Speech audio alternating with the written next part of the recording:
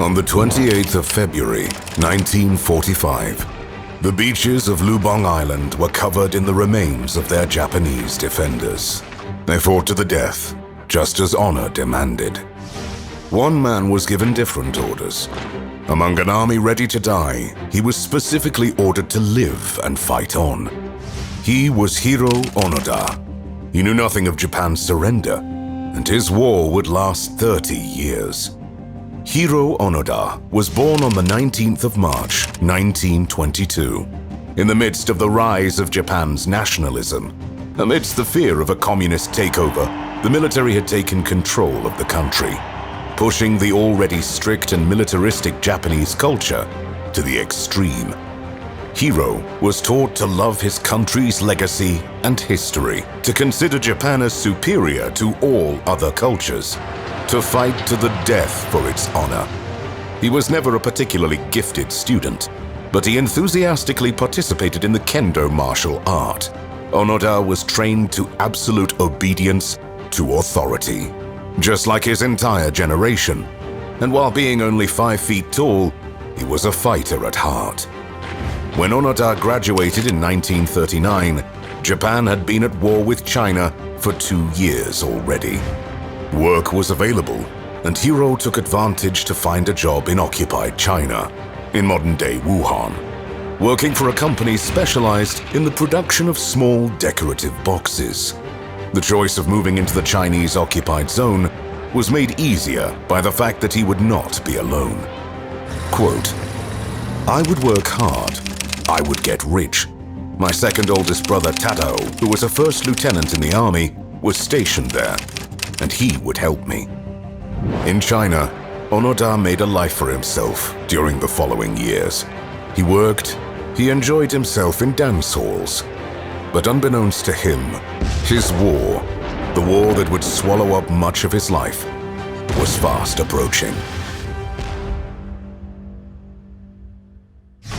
On December the 7th, 1941, the Japanese fleet struck Pearl Harbor, and in doing so, it changed Onoda's life forever. Before their fated surprise attack, Japan was already overstretched. For such a small island nation to defeat and effectively control a behemoth such as China, or even parts of it, would require an enormous effort and an incredible amount of resources. When the USA began sanctioning Japan, halting exports and helping their enemy, the war became a race against the clock.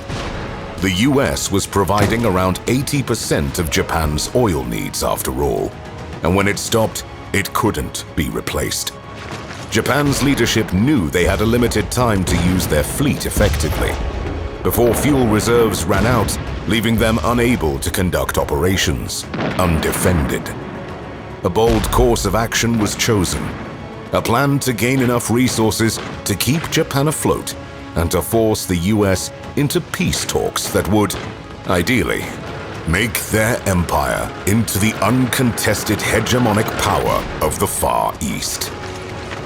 The Japanese top brass chose to lash out by surprise and conquer as much territory as possible in order to build a defensive perimeter. This occupied region would stretch as far as the Philippines and was often easy to take, since most European colonies were undefended, ready to be plucked. All these conquests did little to relieve Japan's oil need, as almost all the conquered extraction rigs were either destroyed or heavily damaged. If the plan was successful, the war would be turned into an onslaught that, in time, would force the American people into disrepair by the sheer amount of casualties. The Japanese government thought the US was weak of spirit, ready to buckle at the first sign of trouble. History would teach them how gravely they misjudged their enemy. With the pressure reaching boiling point and the need for fresh, capable men rising, Hiroo Onoda was finally drafted in 1942 and sent to training.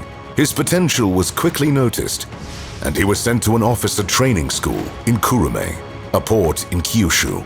Being sent to officer training was probably a saving grace for Onoda, as he was able to avoid the most brutal side of the Imperial Army. While soldiers were being pushed to stab living prisoners in order to be bloodied, Hiroo Onoda was taught to represent the highest standards of Japanese honor.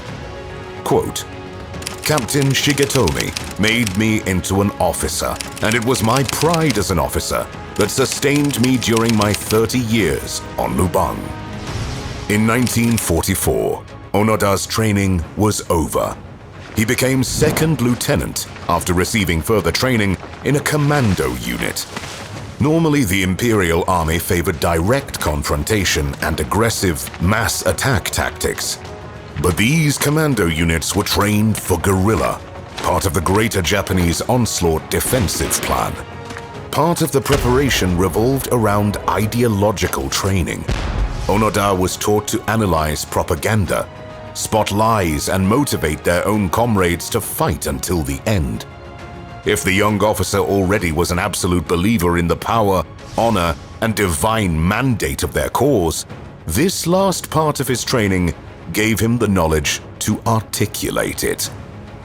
Standard operating procedure would see Onoda sent back to his original unit, back to China. But in November 1944, nothing about the Japanese war machine acted as intended. Doom was approaching, but those fighting for their god emperor could not see it. The newly appointed officers, Onoda among them, were led into a room and given their assignments in the presence of a silent, imposing figure. General Akira Muto was a legend among Japanese soldiers, and his mere presence made the moment solemn, as if these orders were given by fate itself. Hiroo Onoda was told to organize and lead guerrilla operations on the island of Lubang in the Philippines. Right after the meeting, General Muto approached him. His words would seal Onoda's fate. Quote, "You are absolutely forbidden to die by your own hand. It may take 3 years, it may take 5, but whatever happens, we'll come back for you." Made an honorable man by his upbringing, trained to lead and keep his thoughts pure, untouchable by enemy propaganda, now carrying sacred orders given by a living legend, Onoda vowed he would not falter. He would fight to live and live to fight until the end. After a long journey by boat, Onoda reached his destination. He arrived alone, bringing only the explosive necessary to blow up the airstrips, and was immediately shocked by the mixture of desperation and delusion he found. Second Lieutenant Shigenori Hayakawa, commander of the Lubang defense, was certain Onoda's order was to help them escape using guerrilla boats, a misunderstanding brought by the similarity between the Japanese words for boat and warfare. At the same time, the military engineers absolutely refused to allow the destruction of the airfield, arguing that the loss of air superiority was just a temporary setback. Onoda was sidelined, while the rest of the troops prepared for what would inevitably be their last stand against the coming American invasion. Onoda kept arguing to follow his orders and prepare for guerrilla warfare, to abandon the beaches and find refuge inland. But he was surprised to find that no one really cared to listen. Quote, "It was infuriating. There I was, powerless, with a disorderly pack of troops, none of whom understood the first thing about the kind of guerrilla war that we would soon be engaged in. Soldiers and officers bragged they would die to the last man for their emperor. But what really pushed them was desperation. They hoped they would not be attacked at all. And if they were, dying in a flash of glory looked better than the slow, whimpering, exhausting end of the guerrilla fighter. The thought that they would die either way gave orders no meaning. The cruel hand of their generals was, after all, never going to touch them again. Only Onoda still had enough spirit to keep pushing. He was young, believed in the cause, and had his orders. Unable to blow up the airfields himself by decision of the garrison, he chose to try a trick. Inspired by an old Japanese story, where samurais built fake soldier heads with straw to force the enemy to waste arrows, he gathered pieces of destroyed aircrafts and built fake ones on the airstrips. His trick, while simple, worked, as the US Air Force proceeded to strafe the decoys when they detected them, damaging the strips. He kept building decoys, and the Americans kept destroying them. When the storm broke, the Japanese garrison chose to stand on the beach. They were swept away by the sheer fury of American fire, leaving Onoda with only 3 companions, Corporal Shimada and Privates Kozuka and Akatsu. With them, he marched to the mountains of Lubang Island, their new home.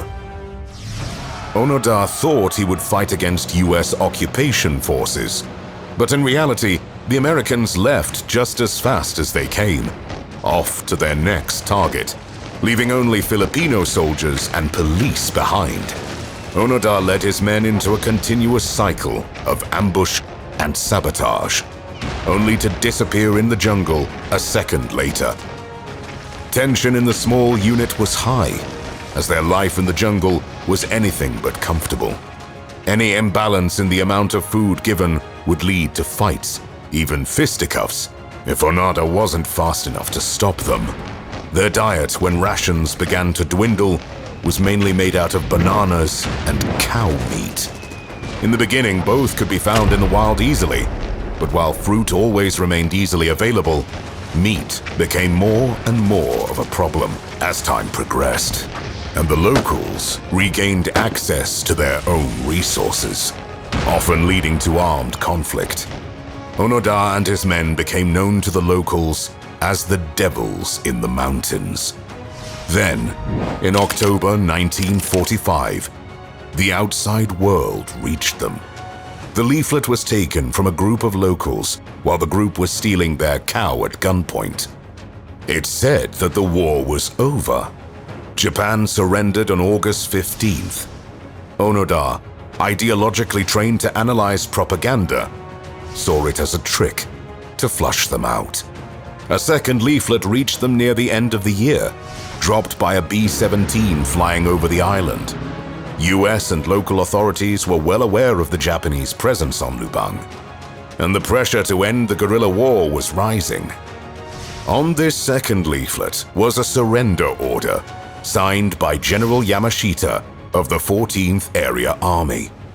Onoda and his men analyzed every word of the message and, after careful deliberation, decided this too was just an American trap. Onoda would later learn that some of the signs he took for proof of falsehood were, in fact, just printing mistakes. A kind of routine began during 1946. The group would attack the locals, gather as many provisions as they could, then be hunted in turn. But the way they were hunted changed.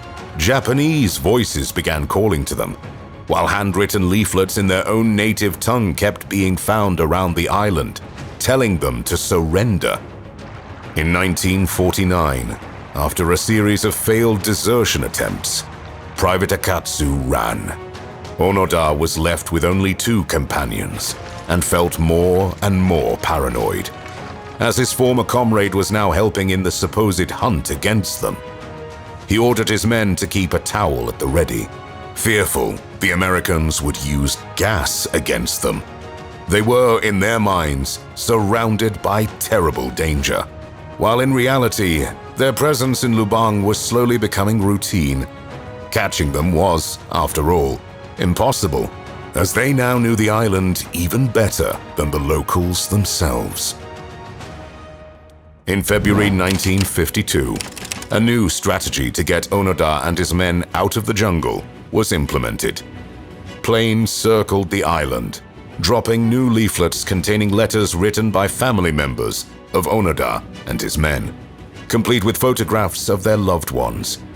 A few days later, a newspaper fell into their hands, with news of the Japanese sending an officer to convince the Filipino authorities to stop their aggressive searches on Lubang. Onoda was not impressed. Quote, "I told the other two that the newspaper was poisoned candy. It looked good, but it was deadly." While capable guerrilla fighters, luck was finally going to run out for Onoda's group. In June 1953, Corporal Shimada was wounded during a firefight. He was roughly patched up by Onoda, but recovering in the jungle made him a husk of his former self. On May the 7th, 1954, the now depleted Shimada was shot and killed, another victim of a war that had already ended. Years passed, and Lubang kept being visited by search parties from time to time, while the police hunted the now 2 surviving Japanese soldiers to put them on trial for the many they killed. Information about the world and life in Japan kept being left by abandoning newspapers around the jungle for Onoda to find. But the simple fact that the news talked about life in Japan was, to him, proof the war was still ongoing. If the war had ended, life in Japan would not exist after all. They would have all died fighting to the bitter end. The gathering information about what Japan had become led Onoda in 1959 into creating his own reality. He accepted the fact that Japan was now a democracy and chose to believe that an alliance must have formed between this new government and Mao's communist China, creating a powerful East Asian protectorate still at war against the US. He even named the alliance the East Asia Co-Prosperity League. Anything was, to him, more realistic than the idea of surrender. On October the 19th, 1972, Private Kazuka died, shot in the latest firefight against the police. Onoda was now alone. Left to thoughts of vengeance, lost in the paranoia, he became a story, a legendary creature lost outside of the real world. To take him back would take not the police or the army, but an adventurer. On February the 20th, 1974, the explorer Norio Suzuki, who listed Onoda alongside a panda and the abominable snowman when writing about the creatures he wanted to see, managed to make contact. From the moment Suzuki reached Onoda, things moved quickly. The explorer returned with Onoda's direct commanding officer, now bookstore owner, and convinced the stranded officer to be relieved of his duties. A pardon for his crimes against the locals was signed, as no one found reasons to persecute the now 52 years old Onoda, and he was shipped back to Japan. Finally back home, Onoda could not adapt to the new culture Japan had developed, nor could he accept the negative light in which the Imperial Army's actions in World War II were now portrayed. He chose to move to Brazil in 1975 and kept up his interest in the military by consulting in Brazilian military exercises. Onoda came back from the jungle, but he could not come back from the way of thinking he learned during the height of Japan's nationalism. He remained, until his death in 2014, a staunch defender of the old ways.